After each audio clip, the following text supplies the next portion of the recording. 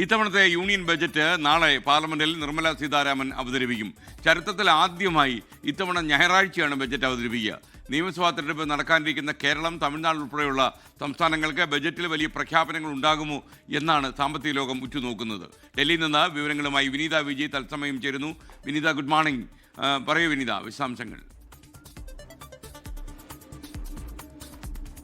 Very good morning എസ്കെൻ. സൂചിപ്പിച്ചതുപോലെ തന്നെ ഏറ്റവും വലിയൊരു പ്രത്യേകത എന്ന് പറയുന്നത് ചരിത്രത്തിൽ ആദ്യമായി ഇത് ഞായറാഴ്ച ഇതാ ബജറ്റ് അവതരിപ്പിക്കാൻ പോകുന്നു എന്നുള്ളത് തന്നെയാണ് അതിന്റെ ഏറ്റവും വലിയ ഒരു പ്രത്യേകത. ഒപ്പം തന്നെ കേന്ദ്രമന്ത്രി നിർമ്മല സീതാരാമൻ തുടർച്ചയായി അവതരിപ്പിക്കുന്ന 9ാമത്തെ ബജറ്റ് കൂടിയാണിതെന്നൊരു പ്രത്യേകത കൂടിയുണ്ട്. നാളെ 2026-27 ബജറ്റ് നാളെ ധനമന്ത്രി പാർലമെന്റിൽ അവതരിപ്പിക്കും. ഒപ്പം തന്നെ വലിയ പ്രതീക്ഷയാണ് കേരളം ഉൾപ്പെടെയുള്ള സംസ്ഥാനങ്ങൾക്കുള്ളത്. തെരഞ്ഞെടുപ്പ് അടുത്ത പശ്ചാത്തലത്തിൽ കേരളം, തമിഴ്നാട് ഉൾപ്പെടെയുള്ള സംസ്ഥാനങ്ങൾക്ക് ബജറ്റിൽ പ്രത്യേക പരിഗണന ഉണ്ടാകുമെന്നുള്ളത് തന്നെയാണ് സാമ്പത്തിക വിദഗ്ധരടക്കം പറയുന്നത്. കേരളത്തെ സംബന്ധിച്ചിടത്തോളം ഏറെ നാളായി നമ്മൾ ഉന്നയിക്കുന്ന ആവശ്യമാണ് എയിംസ്, ഒപ്പം തന്നെ ശബരി റെയിൽ ഉൾപ്പെടെയുള്ള ആവശ്യങ്ങൾ അത് ഈ പ്രഖ്യാപിക്കണമെന്നൊക്കെ നേരത്തെ തന്നെ കേരളം ആവശ്യപ്പെട്ടിട്ടുണ്ട്.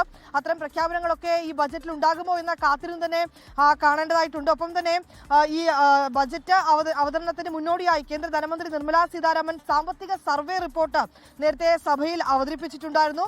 രാജ്യത്തിന്റെ നിലവിലെ സാമ്പത്തിക സ്ഥിതി വ്യക്തമാക്കുന്ന സാമ്പത്തിക സർവേ റിപ്പോർട്ട് അത് ചീഫ് എക്കണോമിക് അഡ്വൈസർ വി അനന്ത നാഗേശ്വറാണ് തയ്യാറാക്കിയിരിക്കുന്നത്. ഏതാണെങ്കിലും തെരഞ്ഞെടുപ്പ് അടുക്കുന്ന പശ്ചാത്തലത്തിൽ കേരളം, തമിഴ്നാട് ഉൾപ്പെടെയുള്ള സംസ്ഥാനങ്ങൾ വലിയ പ്രതീക്ഷയോടുകൂടി തന്നെയാണുള്ളത്. കേരളത്തിന് എന്തൊക്കെ ഉണ്ടാകും ബജറ്റിലെന്ന് നമുക്ക് കാത്തിരുന്ന് തന്നെ കാണേണ്ടതായിട്ടുണ്ട്. S K, okay, thank you Vineetha Viji.